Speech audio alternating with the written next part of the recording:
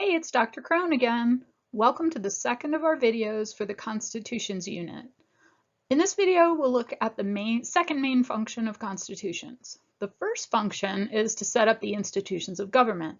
The second is to set up the relationship between the national government and the subnational units, such as the states in the US or provinces in Canada.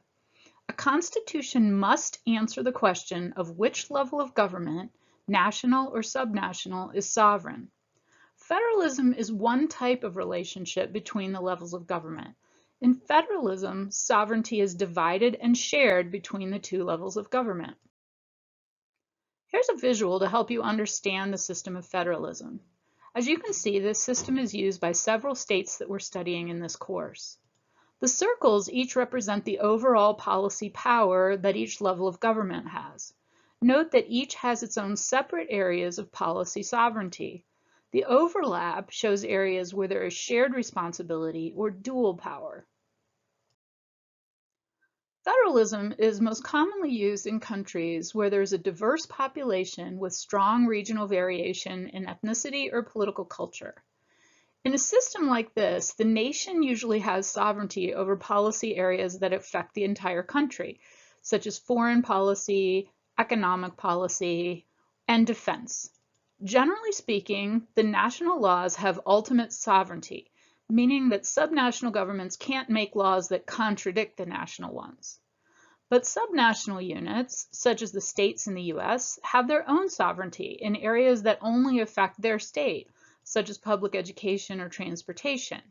Here, the national government is not allowed to make out-and-out laws that supersede this authority. Although in practice, national governments do find ways to influence subnational policy through fiscal influence. Finally, both the national and subnational governments share authority in some policy areas. For example, taxation and law enforcement. Not all nations choose federalism. In fact, unitarism is the most common form of government in the world. In this simpler system, the national government is the only one with sovereignty. Subnational governments may have some limited power to govern themselves, but they're subject to the control of the national government.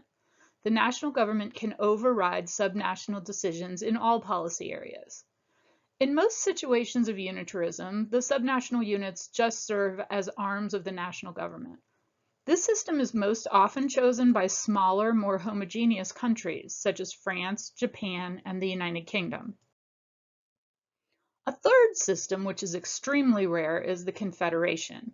In many ways, this is the opposite of unitarism. Here, only the subnational units have sovereignty. The national government is extremely weak and serves only to coordinate things like trade or defense. However, it has no sovereignty over its states, and states are free to leave when and if they want to. Therefore, they have the ultimate veto power over the national government. This system tends to be ineffective in the modern globalized world, and there are no modern Confederate states currently. Historically, Switzerland was a true confederation in the 19th century. So was the United States for 12 years of its government after the Revolutionary War. There may come a time when the European Union functions as a true confederacy. Some scholars believe that it already can be classified this way. Federalism is the most complex of the three options, and scholars have long studied the reasons why a nation would choose such a complicated system. Federalism is most often chosen by countries which have a very diverse subnational regions. It's an especially good compromise when a country is attempting to unite regions that previously had experienced self-government.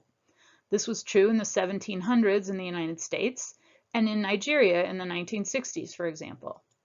Let's look at the US example more closely. Although it's common today to think of the US as a united nation, at its birth, it was a loose collection of formerly independent colonies with strong differences in economy and political culture.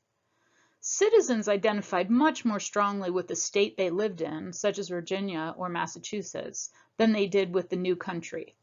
Furthermore, there were strong differences in policy preferences among the states, particularly when it came to slavery.